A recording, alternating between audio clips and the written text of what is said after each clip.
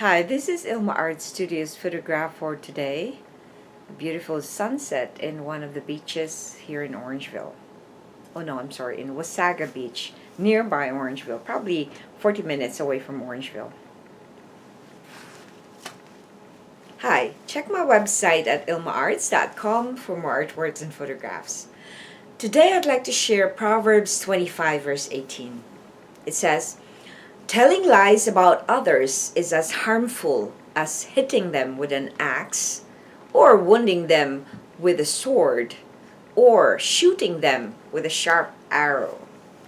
Here's my poem. Harm that lies bring. Whenever you tell a lie to someone, you are a copycat of Satan. Remember that he is the father of lies. If you concoct lies, you defy life. Telling lies about others is like murder. It attacks and wounds their characters.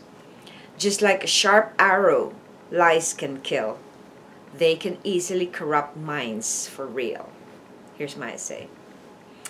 John 8:44 says, "For you are the children of your father, the devil, and you love to do the evil things he does. He was a murderer from the beginning. He has always hated the truth because there is no truth in him. When he lies, it is consistent with his character, for he is a liar and the father of all lies." Jesus was speaking to the Jews when he said this verse. He was exposing their evil deeds in this narrative. The Jews were lying and maligning Jesus because they were so threatened by him and his authenticity, which is the opposite of their hypocrisy. In this verse, we get a clear picture of Satan. He loved to do evil and was a murderer from the start. He hated the truth, and he was constantly telling lies. Proverbs clearly identifies the harm that lies bring to us. It is like killing others. Prayer. Lord, please guard my mouth from telling lies. Reflection. How can lying be like murder? And share an experience how lies affected your life. Well, as I've mentioned in my previous videos, I have been diagnosed with complex PTSD, complex post-traumatic stress disorders. And a lot of the reasons why I had this, well, they call it a disorder, but God has healed me from it already, and I have accepted that healing. But I still talk about it because there are so many people who are not delivered from this disorder. But the root cause of this disorder is based on lies. And I think most mental illnesses are caused because of the lies that were told to us and that we believed. So it is a clear model or example that I almost, my spirit was dead for so long because of all the trauma that I experienced from the many lies that I did not know was lies until I believed the truth, or I was given a chance to know the truth. That set me free. So, for example, what are the lies that I received and I made my mantra for so many years, or become like I believe, and I didn't even know about it.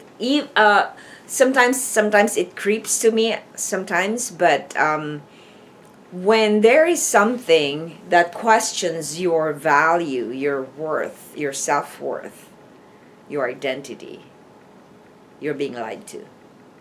Just remember that when you start doubting about how God loves you, when you start doubting about your real identity, when you start to be insecure about something, when you start to question your value, that's a lie.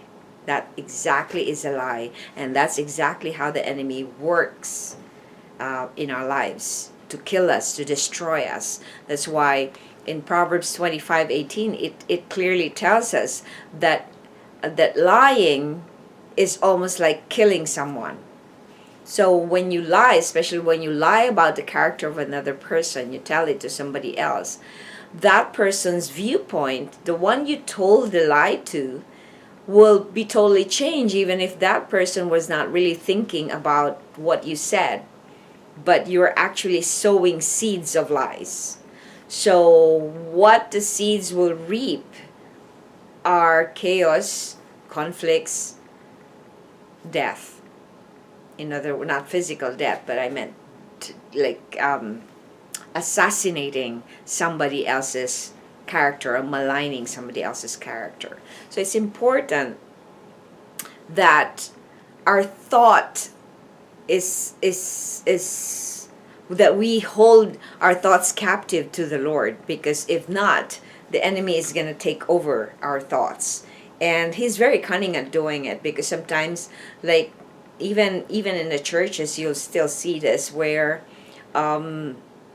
sometimes it becomes an automatic when people lie. Like, I think it's also lying when you say that you're going to do something and you don't do it, or you leave others in the dark. Is still lying. It's an omission, but it's still lying.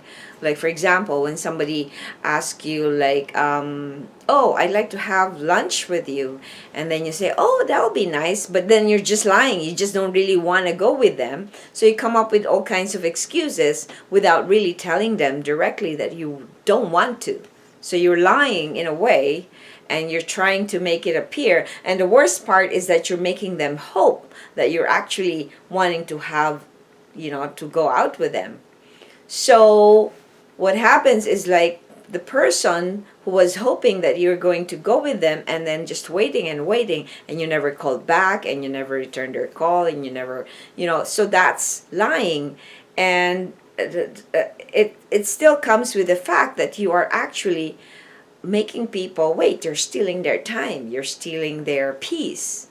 So another experience that I had that affected my life is that when I was about to what my first husband, when he married me, I didn't know that he was all lying to me, because he had a certain agenda. When he got me from the Philippines to bring me here in Canada, he had all these sick ideas about bondage and sex slavery. And when I didn't understand what it was at the beginning, but later on I got woven into his lies and made to participate in things that I wouldn't want to participate. So these are the things, and it killed my spirit. It killed my spirit for the almost 1.5 years that I was with him. I have never been so dead in my spirit when I was with him, because I was constantly abused, emotionally, verbally, and financially, all kinds of abuse I underwent with him. But praise be to the Lord that he saved me from that situation, and that now I'm free from that lying person, or who has his own agenda. So be careful about lies, because be careful about what you say. Make sure that what comes out of your mouth is not a lie, and make sure that you have your thoughts captive to the Lord, because it starts from the mind, and that's how cunning Satan is. He starts a little, very, sometimes it's half truth, and then if you don't evaluate what you say or what you think, then he can weave stuff in your mind and then make you say things, because as our heart is, so we speak, right?